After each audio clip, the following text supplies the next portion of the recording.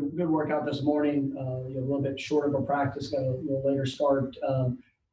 Big special teams emphasis. We're able to kind of work some game-ending situations, continue to work on really bits and pieces from all of our phases. Our special teams units, liking the progression that I'm seeing. Just continuing to build upon the fundamentals and the overall understanding of what these guys are asked to do. Not a ton of offense, defensive work today. Just we will come back with the shorter practice. We will do a little walkthrough here later on this evening, which I think will be really positive. Just continue to help develop the minds and overall understanding the expectation of what we're asking guys to do in that regards. I think tomorrow is going to be a very important practice for us. Like I mentioned last week, we're not going to scrimmage tomorrow, but we are going to have. This is going to be a very intense, physical, get after type of practice. We need one of those. We will practice in the morning, so I'm looking forward to that day and get to see that continued growth. I think our guys are in a good place, but we have to continue to push as we're 2 weeks away tomorrow, and so we know this sense of urgency that we have. Just continuing to build off of each day and every experience that we get. First question will be Hey, Coach. So we saw your post on social media last night. We know obviously a lot of teams and leagues are taking different approaches right now with the protests that are going on in the country. Have you talked to the players today or yesterday? Have they reached out to you expressing any interest in doing anything with their platform collectively as opposed to maybe just individually? We did. We came together this morning before we had meetings scheduled. Just sent a message yesterday to inviting everybody to have an open forum just as a team. I was really pleased with the turnout of our guys. Provided an opportunity to talk about just to continue to talk about our feelings and obviously there's still acts of hate and injustice that are showing up throughout our country, and we are aware. We know as a football team, as a program, as a university. I mean, those are things that every day we've got to continue to make sure that our actions are part of the solution. And it's a hard time for all of us. And but to be able to come together and to give our players an opportunity to share their feelings, our coaches, it was a good meeting this morning, and there will be further action here.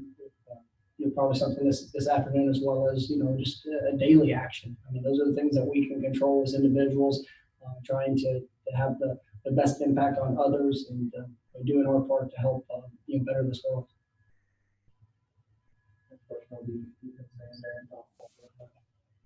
Hi, Coach. How you doing today? I hope you're doing well. My question for you is, like Ira was saying, you made a statement. What was the importance of that message, and what was kind of the message you were trying to give to your players, and the importance of you making a statement for the Florida State football organization? Well, the statement that I put out last night was really it was my feelings, and everybody has their own emotions and their own feelings towards situations and things that occur.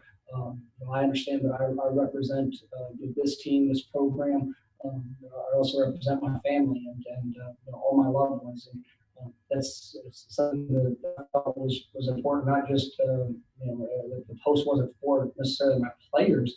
It was for any being able to utilize a platform that the Lord's blessed me with to share my thoughts. But like I said in the post, and like I believe and share the same message with our players every day.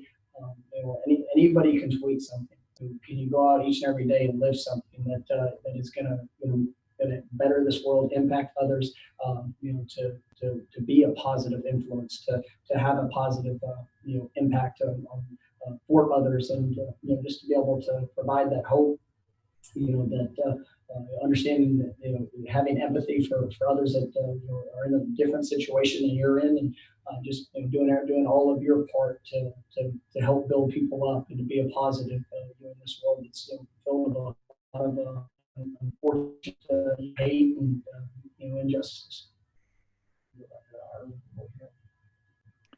Hey, Coach. Coach Dugans was very complimentary of you the other day about you letting him coach the receivers, even though that was the position you played. How do you balance when you became a head coach? How do you balance seeing things and wanting to jump in there and letting your assistant coaches actually do the coaching, and then maybe talking to them afterwards? I'm here to support my coaches. I'm here to support my players.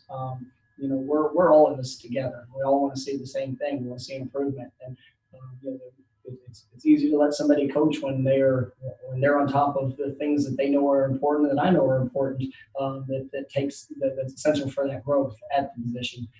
If I can ever help in a specific area, whether it's receivers, defensive backs, defensive line, offensive line. I mean that's part of my job to be there and to be a sounding board for our coaches. And there is a standard and a way that I want things done at each position, and obviously both sides of the ball. But when you have great coaches, it's pretty easy to let them coach. And if I can, I'm a hands-on coach. I like to be involved. I like to be able to provide a different perspective, and we just kind of play off of each other. Not only with Coach Dugans, which that's at the heart of kind of my playing career and early start of my coaching career, but really every position.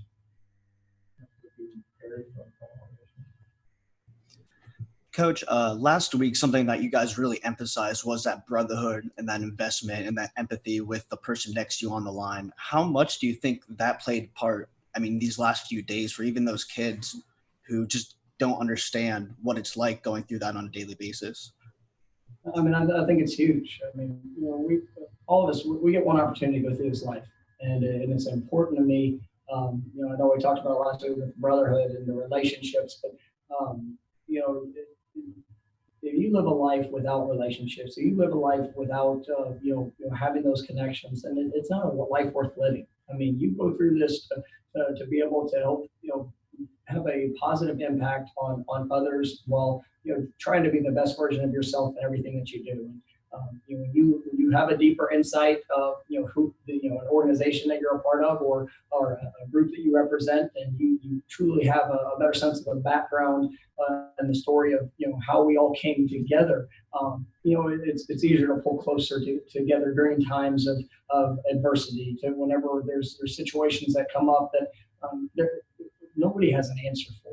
That was part of even the conversation this morning is there are events that are happening today in our country that have been happening for hundreds of years, and it's not always just a clear-cut answer of how it's fixed. If it was, we wouldn't be seeing it. But it's about growth. It's about education. It's about people making a choice and not losing hope of that we can't make an impact. That's part of hearing the story of a lot of our guys. If you just laid out the story and you got to hear of their journey and how they got to Florida State, there's probably a lot of people that would never have made it this far. But because of that hope, because of that growth, because of people that were there kind of either pushing, pulling, or helping them along on their journey, they were able to get to this point where they now have a great platform.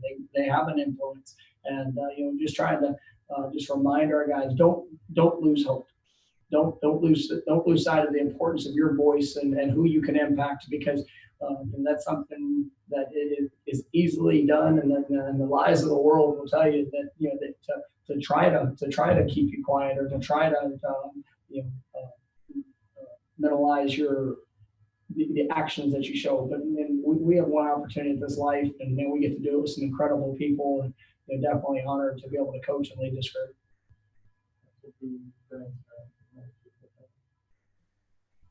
Hey, Mike, I was wondering, big picture, like how you gauge or measure buy-in into your program to you as a coach, and I guess, have you seen any of those signs throughout camp now that you've had a chance to work with guys almost every single day for a few weeks consecutively now? It's daily action. You see buy-in by the mindset and the approach guys bring to whatever we do. How guys are sitting in meeting rooms, how guys are going to class, how guys are coming out to the practice field, the energy, the effort that they're giving, the response when bad things happen, the response when good things happen. Buy-in is all that action-based. You walk into our team room, you see a sign up at the front of the room, and it's 2 words: show me. And if you want buy-in, you've got to show buy-in. If you want respect, you've got to show respect. If you want if you want to be successful, you've got to show that you're willing to do the things that put you in a position to be successful. And so I like what I'm seeing. We definitely have a lot of work to do. We've got a lot of growth that needs to be had. But that's why as I go into every day, that's my objective. Just like as we're going into this season, well, Coach, what makes it a successful season? Well, if we can maximize the potential that we have, if every day we can go out there and improve and get better and play to the best of our ability because we're giving all that we have, well, then you have buy-in. And there's been times that we've won games, and I wasn't very happy about it because we didn't play to the potential that we had. There's times that we've lost games where we played to the best that we possibly could, and we learned from it and got better. And so that's the sign of a quality program. That's the sign of a quality individual, and that's what we're aspiring to do in all that we're trying to achieve. And so that's how you see that buy-in. Coach, sorry to pivot back to the social media post, but I just don't know if you look at your mentions, you shared a pretty positive, uplifting message. And for example, there's a guy who likes Florida State and you so much that he has a photo of you and uses your name in his handle, and he had a quite negative reaction to it. Does that affect you at all? Or does seeing those sort of reactions let you empathize with, I guess, what your players have to deal with, being African-American and just growing up with the resistance from certain people in the population? I don't spend a whole lot of time looking back through my mentions, really because I know that anytime you make a statement, there's going to be positive and negative. And it's the one thing that I have no control of the response that people are going to have to the feelings that I share. But I didn't do it for the response of others. It's at the end of the day, it's something I believe. I hope that that some people will truly look to the heart of the message of hope, of love, of being able to help serve others and be to make this world a better place, and that's what they get from it. But the world is full of things and people and events that want to put their thoughts on you, or want you to hold you down, or put fear to where you don't speak up, or you don't act because of you're so worried about the consequence or the response of others. And that's why I told our players this morning: be true to yourself. Don't try to do what somebody else is doing. Don't necessarily do what you think you might need to do or should do. And be true to your heart. Be true to your actions. And then at the end of the day, you'll be able to live with that. And so to answer your question, no, I don't spend a whole lot of time. I do know. I mean, I'm aware that there's people that will take anything that we do. Obviously, social issues. How we play in games. I mean, all aspects of life. I mean, that's going to show up. People are going to like what you do or they don't. And people are all entitled to their opinion. And I stand firm in the beliefs that I have. Good afternoon, Coach. You mentioned tomorrow about that it's really important. It's going to be intense. It's going to be physical out of practice. I guess, what does that mean? Is that more contact, more reps? I mean, kind of what do you do in those really intense practices?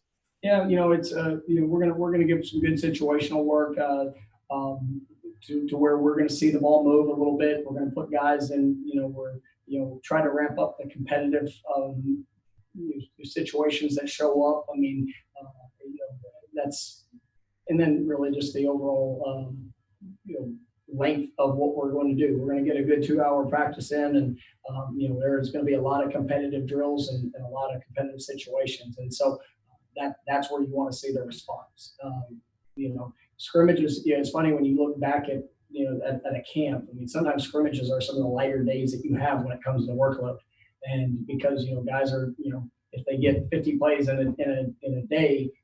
Overall, that's only 50 reps. On a practice day, you might see 200 reps when it comes to individual, group work. I mean, all those things. So, I mean, we're gonna be pushing tomorrow to get a high workload to really see guys respond to adversity that shows up, and push through, continuing to get better throughout the course of the practice. This will be a finished practice. This will be one I want to see guys finish better than what we even begin at, and just continue to grow throughout it. You mentioned after Chuba got hurt, you mentioned how important it would be for him to, keep focused mentally and learning while he can't actually participate in the practice. How has that gone? How is he mentally dealing without being out there, but then also picking up what he needs to pick up? He's doing a good job. I mean, it's there's some things those first couple of days when he wasn't here, trying to work and utilize the virtual meetings and make sure that he stayed up to date with installations with Coach Dillingham. It's funny when we talk about like the quarantine and some of the things that we've learned through that experience. I've never done that before. I've never had where somebody couldn't be in the facility or maybe had a setback, but now we have that flexibility to where if they can't physically be here, there's still be able to provide an opportunity for them to grow and with some of those virtual meetings and something that they're comfortable with as well. So we've been able to work through that in a couple of different cases throughout fall camp, but he's doing well and just continuing on his track and his rehabilitation. Two sort of disparate things here, Coach, but in terms of the practice schedule, are you guys pretty dedicated to what you lay out, or will you cut practice early or make it go longer depending on how the players perform? And then tomorrow night, the football season actually kicks off and your alma mater's playing. Will you try to watch some of that, and how sort of invested are you still in watching them and then possibly keeping up with Memphis moving forward? Well, I mean, just the first question about practice. I mean, we'll adapt and adjust our practice schedule as needed. Really like today, we had the meeting beforehand, and that we took a good amount of time with that. And there's some things that we did that we shortened practice from even what some initial plans are. Now we're going to get that made up in a couple different ways, but we can adapt and adjust with it. And I'm not just I do believe the plan that we have in place is one that's set up for us for our growth, for our development, to be able to hit those benchmarks for what I want to see in our preparation for game one. But you always have to be adaptable with that. And I'm excited that college football is starting tomorrow night, and the fact that the UCA Bears are kicking it off. I mean, it's definitely exciting. I'm a proud alumni of that program, and you always every place that I've been, getting a chance to see those programs grow, and you like to think you have a small part in that at some point. And so it's always a joy to see those guys go out there. And I've got a lot of good friends. I mean, I played with the head coach and the offensive coordinator. It's actually Coach Thompson's brother-in-law, and he was my offensive coordinator. So we're definitely, if I get an opportunity, I'm gonna get a chance to check that out and root on the Bears. Thank you, guys.